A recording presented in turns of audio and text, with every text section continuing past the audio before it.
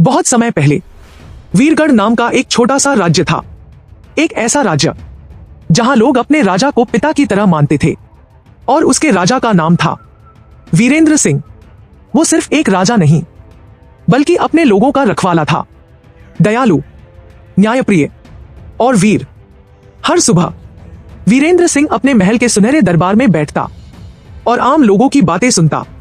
उसके लिए सबसे बड़ी जीत तलवार की नहीं बल्कि लोगों की खुशियां थी।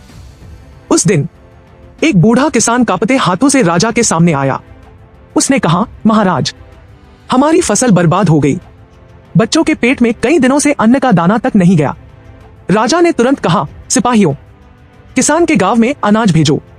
जब तक उनकी नई फसल तैयार न हो, राजा उनका सहारा रहेगा। पूरा दरबार गूंज उठा, महाराज की जय। राजा के बगल में खड़ा था उसका सबसे वफादार सिपाही अर्जुन। राजा ने अर्जुन की तरफ देखकर कहा, अर्जुन, मेरे लोग मेरे बच्चे जैसे हैं। जब तक मैं हूं कोई भूखा नहीं रहेगा। अर्जुन मुस्कुराकर बोला, महाराज, आप सिर्फ राजा नहीं, आप लोगों के दिलों के वीर हैं। लेकिन दूर अंधेरे में कोई और था जो इस अच्छाई से जल रहा था। कालनाथ, एक लालची और निर्दयी सेनापति। उसने कहा, जब तक वीरेंद्र सिंह जिंदा है मैं इस राज्य पर राज नहीं कर सकता। कल रात मैं उसके महल पर हमला करूंगा। रात के सन्नाटे में अर्जुन महल की दीवारों पर पहरा दे रहा था। उसने कुछ परछाइयां देखी। वो चुपचाप उनके पीछे गया और सुना, कालनाथ आज रात हमला करेगा, राजा को पकड़कर ले जाएगा। अर्जुन का दिल धड़क उठा। अर्जुन राजा के कमरे में घुसा और बोला, महाराज, दुश्मन हमला करने वाला है, हमें तैयार रहना होगा। राजा ने शांत लेकिन मजबूत आवाज में कहा, डरने की जरूरत नहीं अर्जुन, हम अपने लोगों के लिए लड़ेंगे। वीरगढ़ कभी झुकेगा नहीं। महल के आंगन में सैनिक अपनी तलवारें तेज कर रहे थे। ढालें चमक रही थी और आसमान में गरजते बादल जैसे आने वाले तूफान की गवाही दे रहे थे। आधी रात महल की दीवारों पर आग बरस पड़ी। तलवारें टकराईं, तीरों की आवाज गूंज उठी और महल का हर कोना रणभूमि बन गया। अर्जुन एक साथ कई दुश्मनों से लड़ रहा था।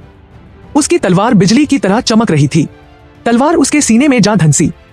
राजा चिल्लाए, नहीं अर्जुन।